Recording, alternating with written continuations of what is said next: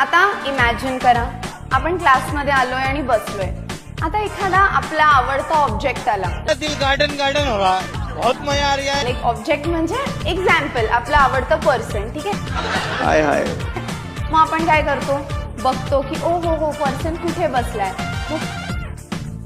मग हा जो ऑब्जेक्ट आहे, जोक झाला की यार काय हसतो हा ऑब्जेक्ट, वाव ओ हो ऑब्जेक्ट कॉमेंट्स पण पास करतो. हे सगळं आपण त्या ऑब्जेक्टला ऑब्झर्व करतो. मग आपण विचार करतो यार या सिस्टीमचे फ्रेंड्स किती लकी आहे ना की रोज त्याच्या बाजूला बसतात.